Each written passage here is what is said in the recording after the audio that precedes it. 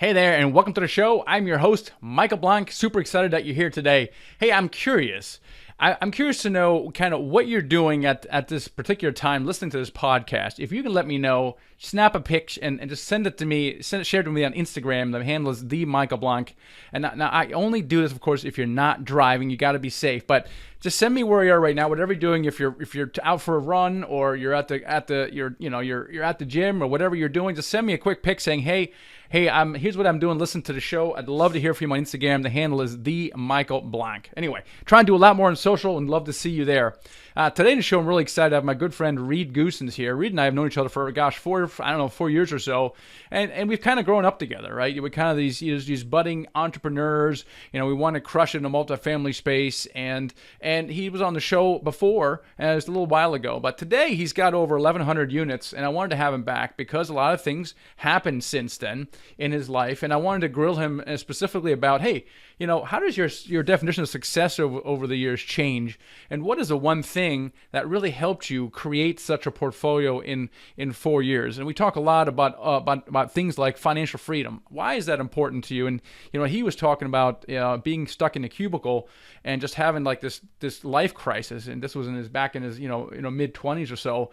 And it could be similar for you. And what did he do from that? Like, how did that propel him to action?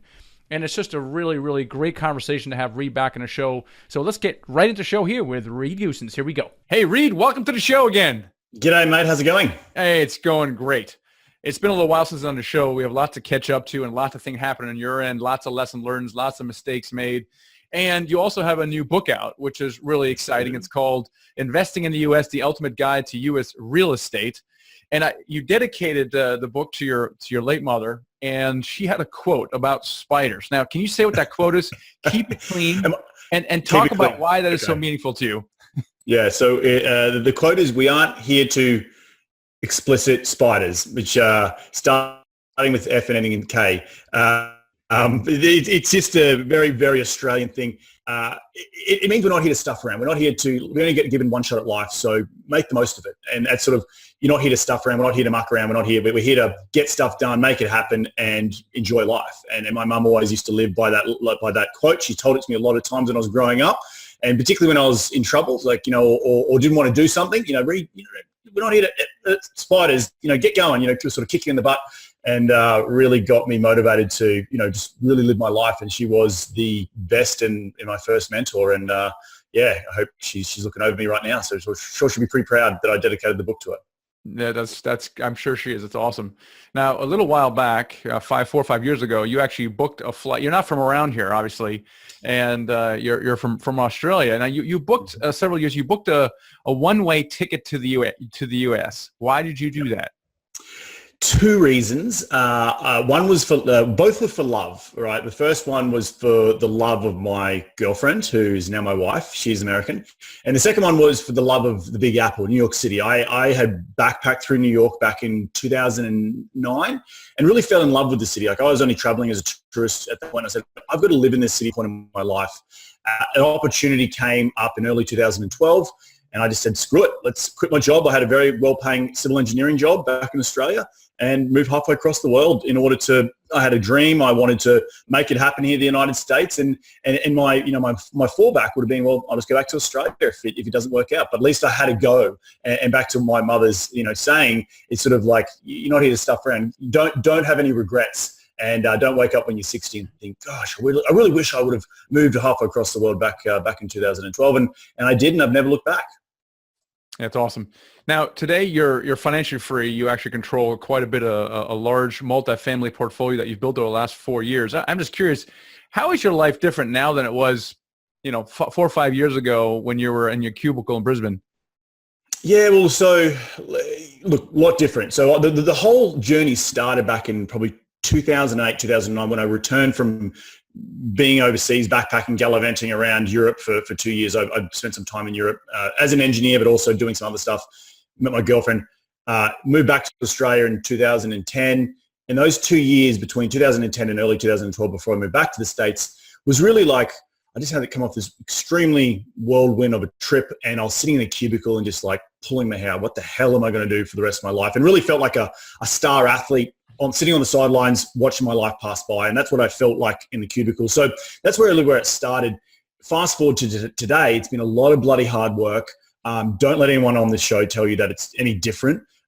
You have to hustle. I worked a full-time job for many, many years and had my side hustle at the same time, doing deals, slowly building up equity, slowly building up investor databases. And now I can look back and say, okay, wow, good on me, whatever. But, I've only just achieved one step in this long journey that I want to keep on going. So my life has changed dramatically. I have a lot more time freedom, which is fantastic. And we can talk a little bit about that and the conundrum of, I've gone from working, hustling 40 hours a week in my day job to then, also doing 20, 30 hours a week on the side, and to now having that 40 hours freed up. It's like, I'm a little bit of that, go, go, go mentality. I'm like, oh God, what am I doing with all this time?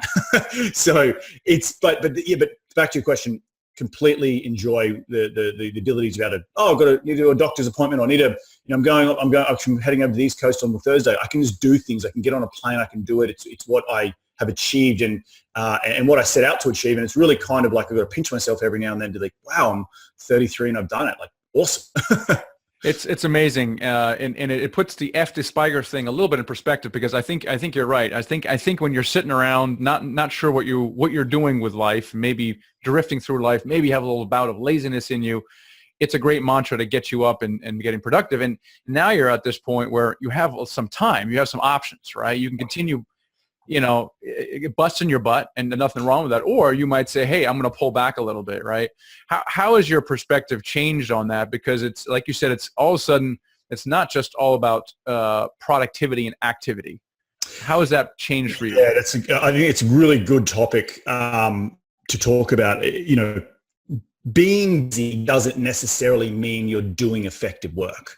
And that's one thing I've really had to learn. And through mentorships, through, life coaches, through my wife, different things and different people giving me advice on how to structure my day, and really understanding what time really moves the needle. And I can break it down for you if you want, because I love getting into this. I sort of separate my day into, there's black time, blue time, and red time.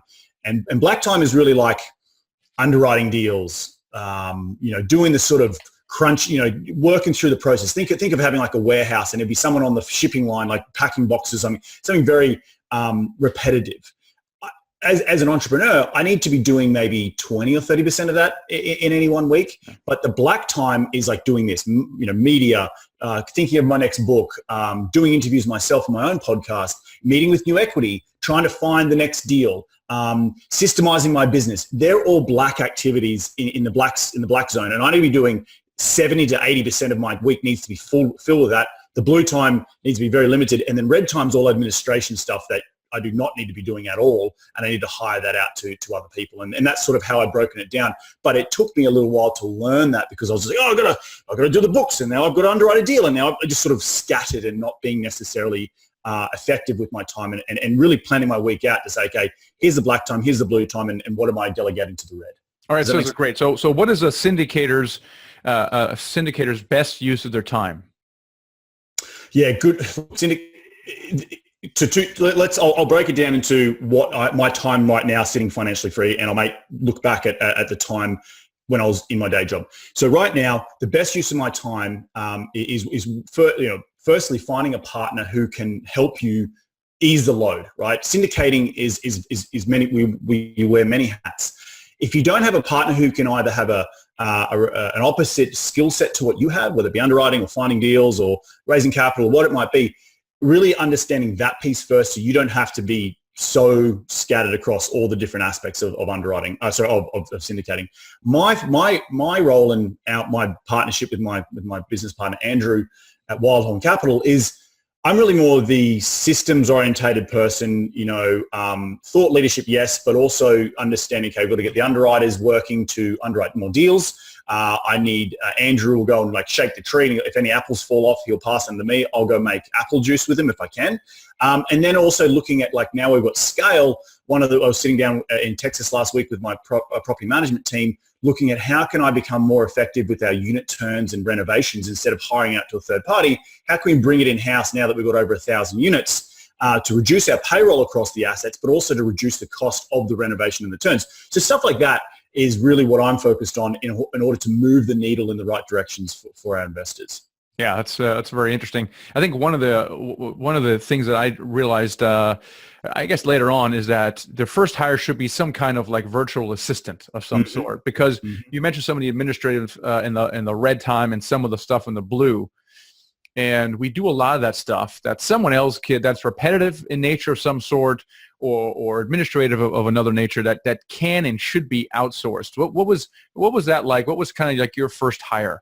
Yeah, well, my first hire was going back 3 or 4 years ago now. I was still working in the day job, and just I'm pretty well proficient in Excel. I have my own underwriting system set up, but because I was working so much, all these deals were coming through. I just couldn't get it. I didn't have a chance to underwrite. So I was like, Reed, I've got to get 2 interns working for me, and I did. I found at USC, who live here in Los Angeles. And I committed to paying them, I think it was $15 or $20 an hour, and it might only be for 5 to 10 hours a week each, but they could underwrite 2 or 3 deals each a week. That's 6 deals a week that I didn't need to be doing. And that there in itself was just such it was an investment.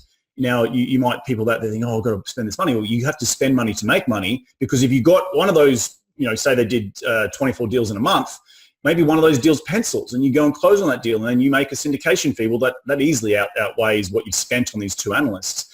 That there is quite simple and easy to do now. I use Upwork.com. I love Upwork. I've also got virtual assistants from there who help me with just sort of mundane tasks, a bit more of the bookkeeping side of it. So just there's 2 really good examples of, if you're starting out, you're still working full time, you may not, and this is for people who also may not be proficient at underwriting. They're just not good at Excel. Well, understand that you're not good at Excel, and then, make sure that someone in your business or a person is hired in your business who is, so they can underwrite more deals and you have more time to go and do the black stuff that we were just talking about earlier. Yeah, it's the black stuff, right? That's the value. And I think right now, I think we equate a lot of the black time to, I guess, making money, but there's probably I think you're maybe seeing that right now as well. There's other uses for the black time. Right.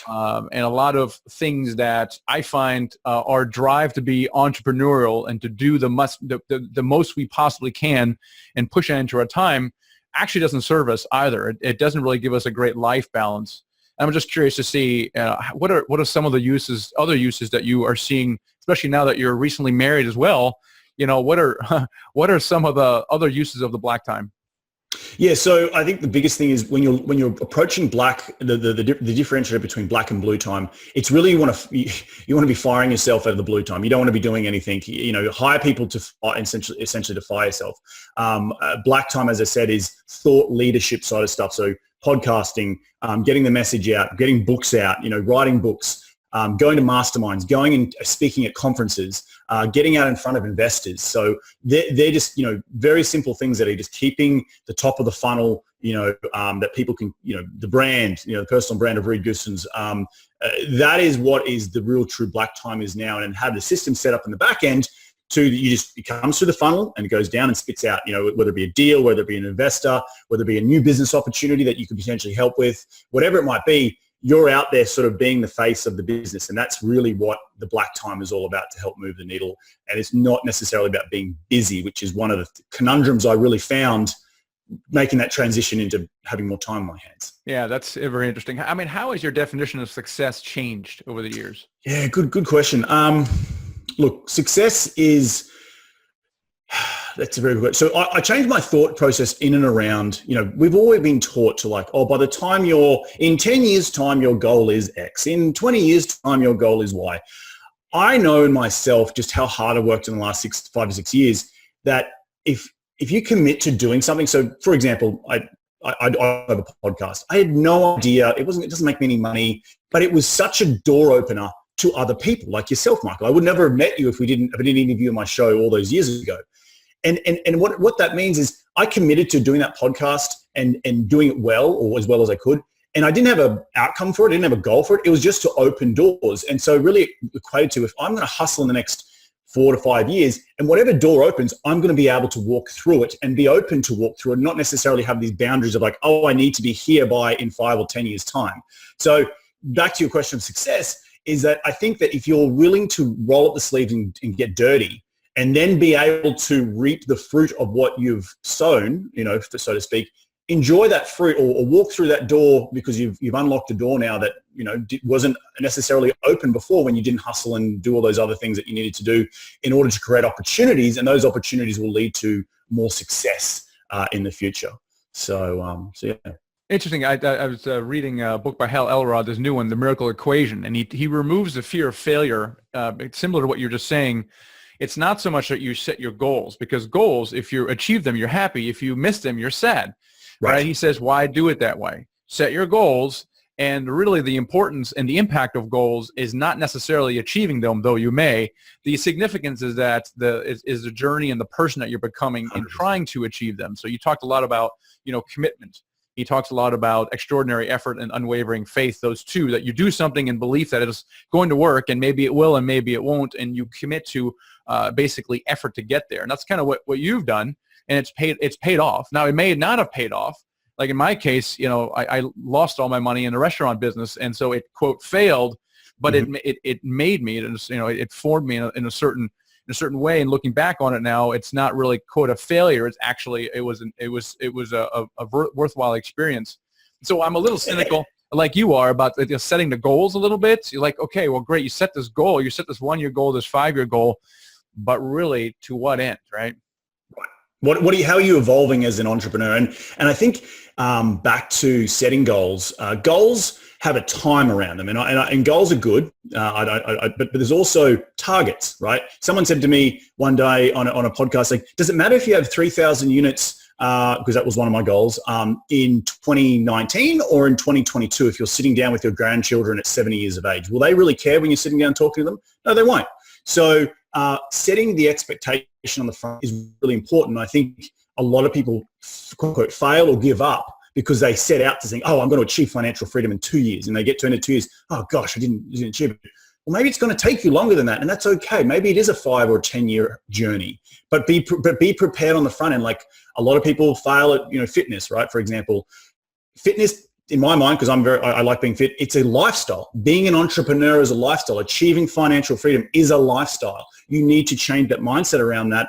And that means on the front end. So don't be like, oh, okay, I'm going to get fit in 2 years and, oh God, I got to the end of 2 years, I'm not fit. I'm going to give up. If you set that expectation, say, okay, it's going to be part of my life, I'm changing my lifestyle, and I'm going to have a long-term vision for it, then over time, it's going to automatically or naturally, organically evolve into being different goals, being different targets, being different priorities. And that's how I think as entrepreneurs, we are so malleable. And that's why it's great being an entrepreneur, because we can ride the wave of whatever comes our way because we are just open to new doors or new opportunities or new fruit that's, being sown as we go down this journey. It's interesting. So financial freedom is certainly a major milestone, and theoretically we can just stop doing. I mean, you get to 1,000 units and you're like, I can cover my living expenses. I could do whatever I want. Interestingly, most people don't stop at financial freedom. And so that begs the question, is it a case of is enough never enough? In other words, are we always chasing something, or why do we keep going? Right. Yeah. Well, in my mind, why we keep going, and it goes back to that evolution piece a little bit of, now when I've got to this point of, yes, financial freedom, but I'm not that person who's just going to sit on the beach. Yeah, I enjoy being able to go and travel. Like, travel is one of the number one things I love to do. But I also love to get up and get a bit of consistency in my week. Here right now, doing this podcast, getting up, going to the gym in the morning, taking the dog for a walk, doing meditation. Like, that consistency I love. And humans are creatures of habit. But when you do get to a certain level of success, you start then talking about, okay, what's my bigger North Star? Like, what am I here put on this earth to do? My purpose, right? And that's where I think a lot of us, when you get to that financial freedom, and I'm at that point right now, where you start to reevaluate, okay, what is the next 20 years of my life going to be? Am I just going to, drive around a nice car and have a nice house and that's it? That feels pretty empty. I need to have a little bit more. So we talk about education, you talk about giving back, we talk about being philanthropy. What is the thing that really drives you? And really, real estate is the vehicle to help to get financial freedom. But it's like, what purpose do you want to use that financial freedom in order to make other people's lives better, to make your kids, your family, whatever it might be, but being very specific about that. And that's where you get to one goal, which is financial freedom. Okay, what's the next step? Right? And talking about you could sit on a beach for the rest of your life, but who's going to? So yeah, we're all a work in progress for sure. But what is your mission for you right now? What are you thinking? Yeah, look, I'm having thoughts right now. My journal is full of missions and statements and all that sort of stuff. So right now I've been really inspired about the global goals. It's about this whole dynamic around about, for example, I've had a lot of touching stuff with cancer in my immediate family. But for someone like you might have a different mission, right? But it's, and I'm talking about cancer and you're talking about something else, I don't know, let's make a human trafficking. I don't know, just some example, you have a very big passion for. Well, these global goals are sort of under one umbrella, like they're all encompassing. So I'm trying to jam cancer down your throat. Like, it's got to be all about cancer and this is the mission. And you're like, oh, it's got to be all about human trafficking.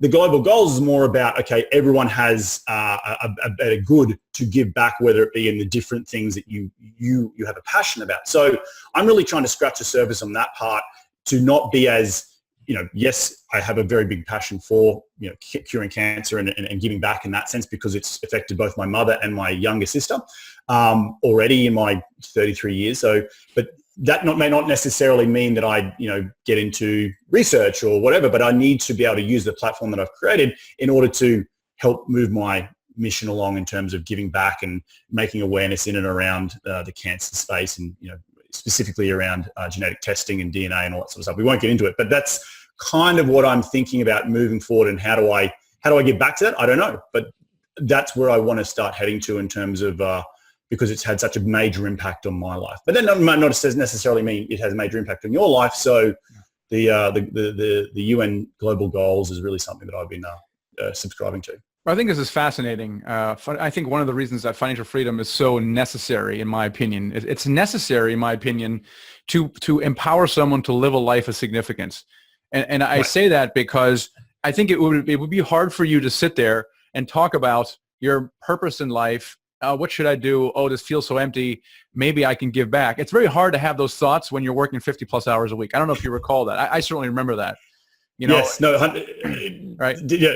When you're working, you're trying to find deals, you're trying to find investors, you've got all these spinning plates and you have no chance, you have no time, and you sort of just from one pillar to the next, just like you're bouncing down a pinball machine. But yeah. So it's an interesting problem that you're going through, and I've seen it with other people.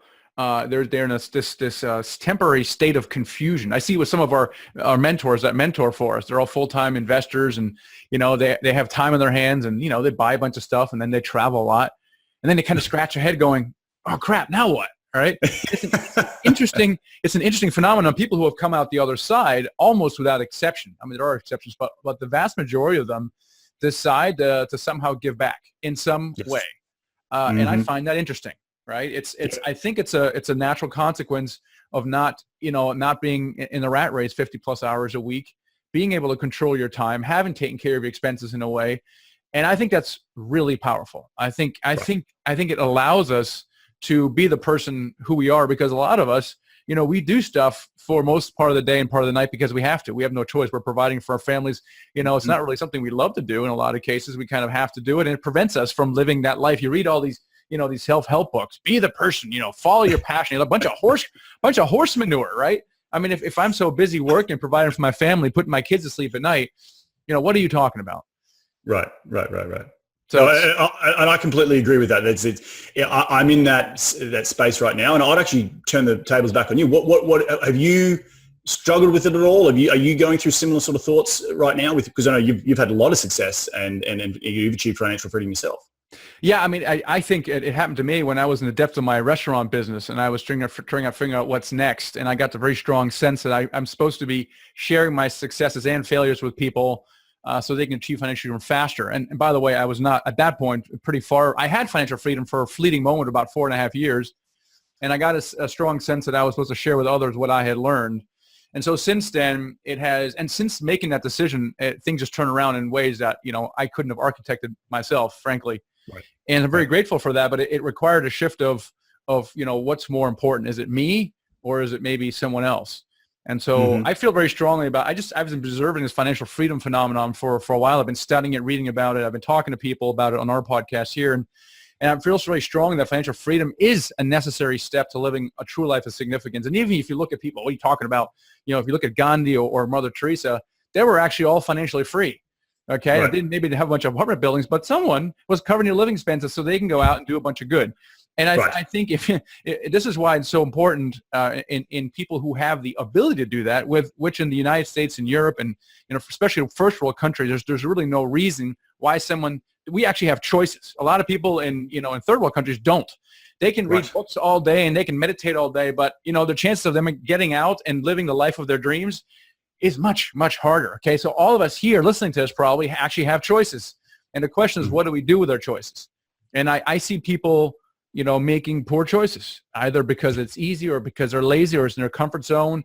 And it's frustrating to me because I can say, if you do these three things, you're going to go here. Yet the person doesn't do those three things and chooses the other three things, which sends them over, against the wall. And it drives me crazy. But back to the mission, it really is for me is how do I help more people become financially free so more of us can actually live a life of significance? The theory being, for me at least, is that more people are financially free, the world can be a better place. And so it's all going to be very interesting. We kind of, you and I we grew up each other a little bit. It's going to be interesting what we do, right? We do with our financial freedom. And, do we use it for good or maybe something else? It's kind of a fascinating thing to observe. But I wanted to ask you, because you have built a pretty impressive portfolio and, it's fun to talk about financial freedom. Most people listening and watching this, that's exactly what they want. And it's good to talk about what it kind of feels like and what kind of challenges that we're maybe facing, because everybody at every level faces certain challenges. It could be white collar problems versus, others, but you've built a really impressive portfolio over the last 4 years. What do you think is kind of the number one factor in your ability to do that? Number one factor. That's a good question. I guess if I really break it down to being number one factor, and it sounds a little not bougie, but a little bit up yourself. But my dad always used to say to me, and I've always had this quote has always been very true to me. And my parents are huge influences in my life, and they're both school teachers. I didn't come from money. I came from working hard and getting dirt under my nails. Is a fool and their money are easily parted. So back to, when I first moved to the United States, I didn't know what I didn't know, and that could hurt you, right, in investing. But if you go out and be educated and don't be a fool around what, ignorance is bliss. People can be so ignorant when it comes to their financial freedom and money and how they run their house and all that sort of stuff that it always perplexes me to say, well, why aren't you taking more interest in this? Why are you just going with what your dad said, as Rich Dad Poor Dad, the poor dads? Why aren't you taking more initiative around that? And that sort of was really the impetus of what my dad was saying. It was like, don't be a fool. And so when I've always tried to go out and achieve things or take that next step in whether it being buying that first property, which was a triplex in upstate New York, to flipping my first house, to getting involved in a syndication, to then running my own syndication, it was a natural progression to always continue to learn. And I guess the biggest thing that now going forward, back to the point of like what's next, is you've always got to continue to learn, right? I think if you stop learning, you will fail. So we're sitting on here talking about all the great things we've achieved, but it's saying that I don't know everything. I don't claim to know everything. And that's part of the fun of doing what I do, is because I'm going to continue to learn, and I'm going to continue to make mistakes, and that's okay, but learn from those mistakes, and hopefully you've educated enough that you can, nullify those mistakes in the future. So the biggest thing that I think towards success is always keep your feet on the ground, never get your head, never put your head in the clouds and a fool and their money are easily parted. Always continue to be educated and continue to want to learn. So yeah, the love of learning. I love that. In your book, Investing in the U.S., The Ultimate Guide to U.S. Real Estate, I think you also talk a lot about how to build a successful brand. And why is that important, especially given the multifamily business that we're building here? Look, I think you break it down to, I'm a huge believer. So I'm a structural engineer. I'm very much a black and white brain. I didn't know anything about this brand building business. And back when I started my brand, my podcast back 3 or 4 years ago now, it was in and around the struggles that I had as an international investor. So I moved to the United States. I couldn't get credit. I couldn't get a loan because I was fresh off the boat. I had to learn all this new lingo, these Americans, these fast-talking Americans. I had no idea what they were saying about cap rates and blah, blah, blah. But I learned that. But there was so many other people out there who also wanted to invest here but didn't have those skill sets. And so it was niche till it hurts. There's many people say that. And so it was like, well, I've got this weird accent as soon as I open my mouth. Why don't you lean into it? Lean into what makes you different. Being better, sorry, what's the saying? Different is better than being better. And I was different. So why not lean into it? And then through that, again, it was just like, I don't know where this is going to go with this podcast and this whole investing in the US, but I did it and I committed to it. All of a sudden, 3-4 years later, I've got nearly 200 episodes. I've met you. I've created a book of all this stuff. Now it's elevated me into a place where I'm being asked to speak on stage and all these great things. And that there is the importance of building a brand, because building a personal brand is recession proof, right? And that is, we can invest in real estate because that is one of the vehicles, but also building a brand of reputation, credibility, trustworthiness, I'm putting my name on the line. Like if I go and stuff up, it's me, Reed Goossens, who's stuffed up, right? And that's going to, it takes many, many years to build credibility and trust. You can lose it in an instant. And so building up a brand, building up, credibility and all that sort of stuff is really important in and around the business of raising capital, investing in large commercial assets. But you can apply the same adage to a tech startup or online business or whatever it might be. It's in and around where 2019, Google is, the king of the world.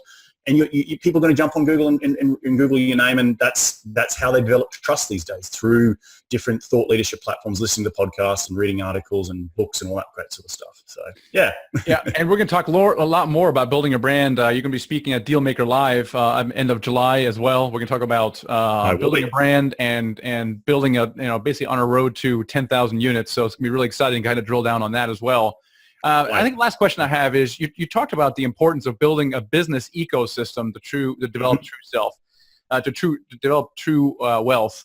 So obviously when we're just starting out, we have a one-track mind, which is we want enough passive income or acquisition fees to kind of quit our jobs. Yep. Once we're there, what is that? What is it? What do you mean by building an ecosystem of businesses? Yeah. So one of the beauty about real estate, particularly in commercial space, when you have scale. One of the first things out of the gate that I did, I was the architect behind it, and there's nothing crazy. I literally just went, I can get cheaper product because I sat down, I was like, we're turning, whether it be unit turns or renovations, about 30 units a month over a portfolio of about 1,100 units. And that's going to happen, you as you buy more deals, more renovations, but you're also going to turn units because tenants move out, move in. So you're going to need flooring, you're going to need lights, you're going to need fans, you're going to need, paint. And so we went and just bulk ordered that from China and was able to get it at a real discount. I was able to save the assets money and essentially my investors' money. So that's one business in terms of being vertically integrated. The second business is we're now looking at, I am third-partying my unit renovations out to someone else. And I've been digging into the numbers. They're starting to get a little bit expensive. And now that I'm seeing that I have a scale and we have 5-6 assets, I can maybe hire a construction manager or a project manager that can oversee all 5 of them or 6 of them. And then we bring the turns in-house and we do it ourselves, and we can save 30-40%. And that means we can also profit as a business, but we also can save the investors money. I can then, now coming into underwriting new deals where deals are getting harder to pencil, I can be more accurate. Instead of using industry standards, I can say, well, hang on, because I've already got a team of a crew, I know I can get it. I can turn that unit 30% cheaper than maybe the average person out there who's just trying to break into the industry. So I've got that advantage already. And again, it's bringing the profits in-house, vertically aligning, and through that, you can create really true wealth. And I always think about like a table, and acquiring assets is one leg of the table. But then you've got to think of what else supports the table. Maybe it's property management you bring in-house one day. Maybe it's construction management.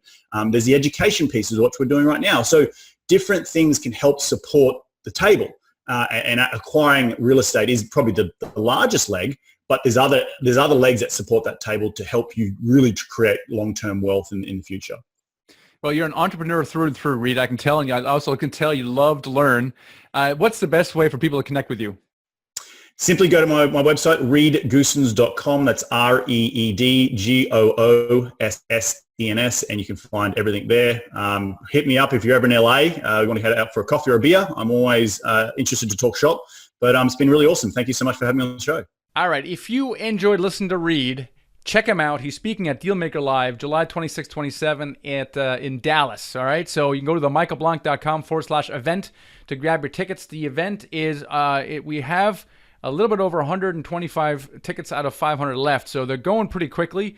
I suggest you grab them before they're gone. We're going to have, Reed is going to be there. We're going to talk about how to get to 10,000 units. It's kind of a goal that we have. And so you can listen in on that. But we also have, we have Robert Helms speaking, the real estate guys, Joe Fairless, Michael Becker, Adam Adams, Corey Peterson.